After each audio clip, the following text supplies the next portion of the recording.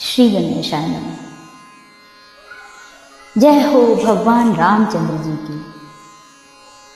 अध्यात्म रामायण युद्धकांडे चतुर्दशः सर्गः।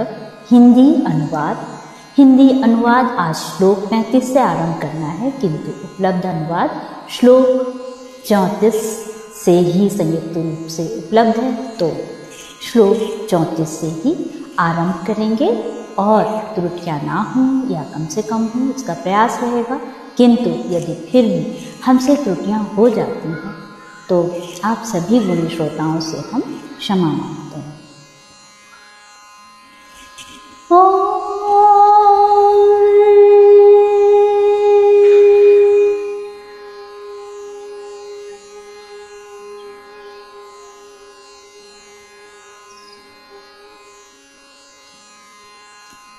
हे राम, जो अत्यंत दुष्कर था देवताओं का वह सब काम आपने कर दिया। अब कई सहस्र वर्ष तक मनुष्य देह में स्थित रहकर दोनों लोकों के कल्याण के लिए बहुत से कठिन और पापनाशक कार्य करते हुए आप संपूर्ण लोकों को अपने सुयश से परिपूर्ण करेंगे। श्लोक 35। हे जगन्नाथ, मेरी यह प्रार्थना है कि आज सेना सहित यहाँ ठहरकर और भोजन कर मेरा घर पवित्र कीजिए, फिर कल अपनी राजधानी में पधारें। श्लोक 36। तब रघुनाथ जी बहुत अच्छा कह मुनिवर भरद्वाज से सत्कृत हो सीता जी और लक्ष्मण जी के सहित उस अत्युत्तम आश्रम में ठहर गए। श्लोक 37।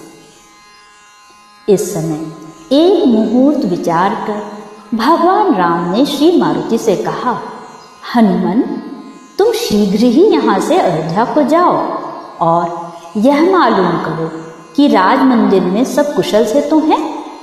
श्रृंगवेरपुर में जाकर मेरे मित्र गुह से बातचीत करना और उसे जानकी और लक्ष्मण के सहित मेरे आने की सूचना देना। तत्पश्चात नंदीग्राम में जाकर मेरे भाई भरत से मिलकर उसे स्त्री और भाई सहित मेरी कुशल सुनाना।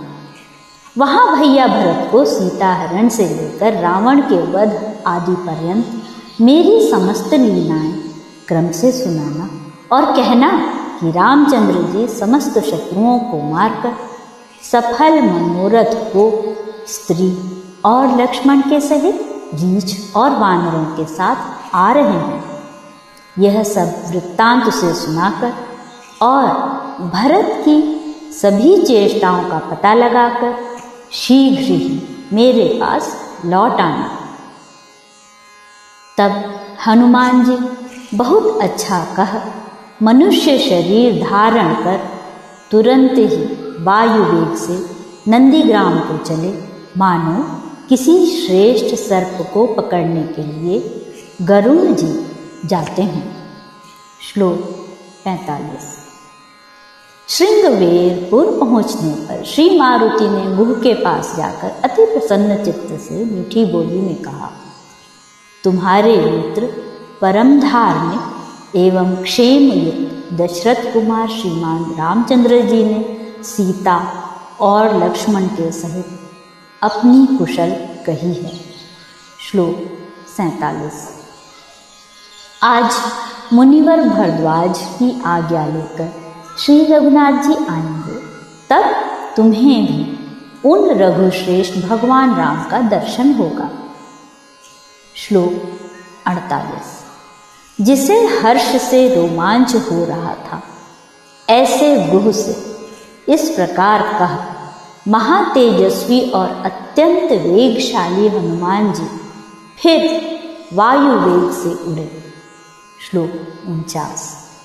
कुछ दूर जाने पर उन्होंने राम तीर्थ अर्थात अयोध्या और महानदी सरयू के दर्शन किए। उसे भी पार कर हनुमान जी अति प्रसन्न चित्त से नंदीग्राम को चले। श्लोक 50। अयोध्या से एक कोस की दूरी पर भरत जी को अति दीन और दुर्बल अवस्था में चीर वस्त्र और कृष्ण मृग चर्म धारण किए, आश्रम में निवास करते, शरीर में भस्म रमाए, जटाजूट और वल्कल वस्त्र धारण किए, फल मूलादि भोजन कर भगवान राम के ध्यान में तत्पर हुए। रामचंद्र जी की उन दोनों पादुकाओं को आगे रखकर पृथ्वी का शासन करते तथा काषाय वस्त्रधारी मंत्रियों और मुख्य पुरवासियों से घिरे हुए साक्षात मूर्तिमान धर्म के समान देखकर पवन कुमार हनुमान जी हाथ जोड़कर बोले। श्लोक 54।